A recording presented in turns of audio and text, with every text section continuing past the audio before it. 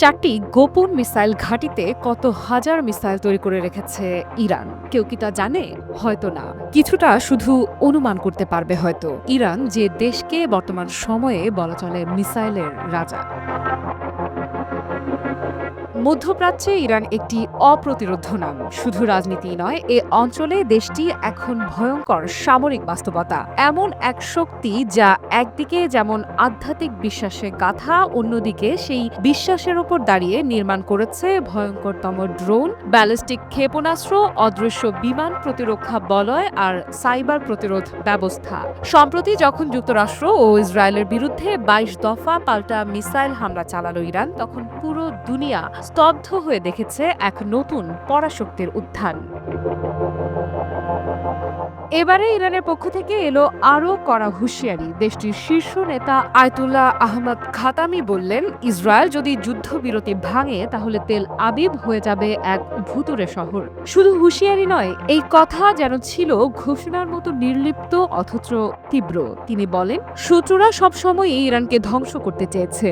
আজ তারা প্রকাশ্যে বলছে তারা ইরানকে নিশ্চিহ্ন করে দেবে, কারণ তারা এখন জীবন মৃত্যুর সন্ধিক্ষণে। তিনি তুলনা টানলেন, আমরা দাঁড়িয়ে আছি সারি সারি সাইপ্রাস গাছের মতো, যারা ঝড়ে টলে না, বজ্রে পড়ে না।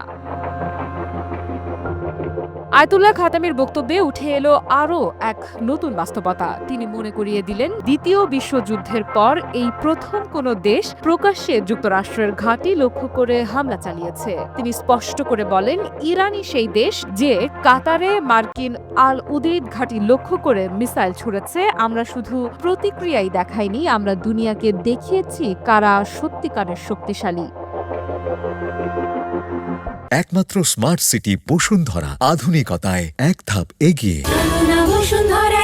তিনি আরও বলেন, ইরান যুদ্ধ শুরু করেনি, কিন্তু আঘাত আসায় আমরা নিজেদের রক্ষা করেছি। আর সেটা এমনভাবে করেছি যেন কেউ আর ভেবে না বসে এই জাতিকে ভয় দেখিয়ে থামানো যাবে। এই পর্যায়ে এসে তিনি যুক্তরাষ্ট্রকে লক্ষ্য করে বলেন, এই যুদ্ধ ইসরায়েলের একার নয়। যুক্তরাষ্ট্র সরাসরি নেমেছে ইসরায়েলকে বাঁচাতে। এটাই প্রমাণ করে কেন ডেথ টু আমেরিকা স্লোগান আজও ইরানের জনগণের মুখে মুখে। তিনি অতীত টেনে এনে বলেন, গত কয়েক দশকে আমেরিকা সরাসরি কিংবা পরোক্ষভাবে ২৫টি দেশে হামলা চালিয়েছে। তাদের ইতিহাস যেন এক কালো অপরাধপত্র, যেখানে একটার পর একটা যুদ্ধ, লাশ, আগুন আর ধ্বংস।